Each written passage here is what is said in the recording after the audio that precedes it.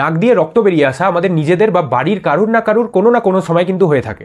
আজকের ভিডিওতে বোঝা যাক যে রক্ত নাক দিয়ে বেরিয়ে আসার কি কি কারণ হয় আর কিভাবে এটা আমরা বাড়িতে ম্যানেজ করা উচিত। তো সবার চেয়ে কমন কারণ যার জন্য কি নাক দিয়ে রক্ত বেরিয়ে আসে সেটা হচ্ছে ট্রমা। নাকে কোনোভাবে আঘাত লেগে থাকলে, নাকের আমাদের তো অনেকের হ্যাবিট থাকে আঙ্গুল ঢুকিয়ে সুন্দর করে নাকটাকে এরকম করতে থাকা ভেতরে, তো এই কারণে কি হয়, ওইখানে কিছু আটারি থাকে, সেই আটারিগুলো ব্লিড হয়, ওই আটারিগুলো ঘষা লাগলে ওইখান থেকে রক্ত বেরিয়ে আসতে পারে। সবার চেয়ে কমন কজ কিন্তু ট্রমা হয়। বাচ্চাদের অনেক সময় হ্যাবিট থাকে যে কোনো ফরেন সাবস্টেন্স, যে কোনো জিনিস বাড়িতে রাখা আছে ওটাকে মুখে ঢুকিয়ে নেওয়া, নাকে ঢুকিয়ে নেওয়া। তো বাচ্চাদের মধ্যে এই ফরেন বডিগুলো ঢুকে যাওয়াতে, স্পেশালি যেই ব্যাটারিজগুলো হয় ছোটো ছোটো সাইজে, সেইগুলো ঢুকে গেলে অনেক সময় ট্রমা হয় নাকের, সেই কারণে ব্লিডিং হতে পারে। এছাড়া যদি আমাদের আপার রেসপিরেটরি ট্র্যাকে কোনো ইনফেকশন হয়ে থাকে সেই কারণে ব্লিডিং হতে পারে। কিছু ওষুধ থাকে যাদের সাইড এফেক্টে ব্লিডিং হতে পারে, যেরকম কেউ কন্টিনিউয়াসলি স্টেরয়েডের নেজাল ড্রপ নিচ্ছে বা কিছু নেজাল ড্রপস হয় জাইলামেটাজোলিনের, সেটাকে রেগুলারলি নিচ্ছে।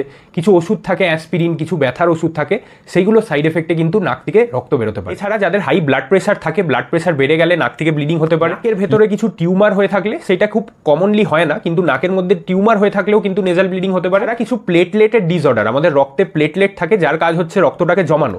তো প্লেটলেট যেই রোগে কমবে, যেরকম ধরুন ডেঙ্গু হয়েছে সেই কারণে প্লেটলেট কমে যেতে পারে, বা কারোর লিউকেমিয়া বলে কিছু ব্লাড ক্যান্সার হয়, সেইগুলো হয়ে থাকলে প্লেটলেট কমে গেলে কিন্তু নাক দিয়ে ব্লিডিং হতে পারে।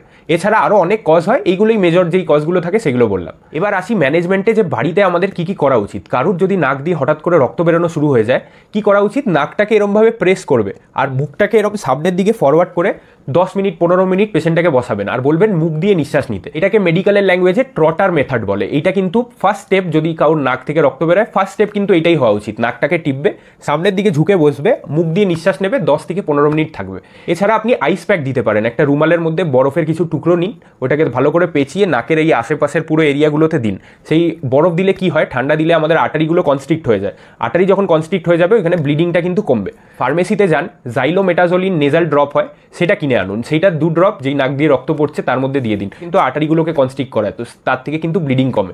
এগুলো ছিল হচ্ছে যেটা কি একটা পেশেন্টের লেভেলে বাড়িতে করার উপায়, কিন্তু এইগুলোর পরেও যদি ব্লিডিং বন্ধ হয়ে যায় তাও ডক্টরের সাথে একবার পরামর্শ করে নেওয়া কিন্তু খুবই দরকার। এগুলো করার পরেও যদি ব্লিডিং না কমে তাহলে কিন্তু আপনাকে ইএনটি ডক্টরের কাছে যাওয়া উচিত। ইএনটি ডক্টরের কাছে যাওয়ার পর আপনি প্রপার হিস্ট্রি দিন যে কী কারণে হয়েছে, কবে থেকে হচ্ছে, আপনার অন্য কোনো রোগ আছে নাকি, আপনি কী কী ওষুধ খান, এগুলোর হিস্ট্রি ডক্টরকে ভালো করে দেবেন।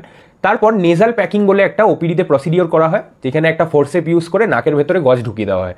এটার জন্য কিন্তু একটু ব্যথাও হতে পারে, কিন্তু এটাই মেথড, এটা ওপিডিতে করা হয়। তাতেও যদি ব্লিডিং না কমে তাহলে কিন্তু আপনাকে সার্জারি করাতে হবে, যেখানে কটারাইজেশন আর কিছু আটারির লাইগেশন, এই মানে আটারিগুলোকে আর কি সিল করে দেওয়া হয়, এরকম কিছু সার্জারি করা হয়।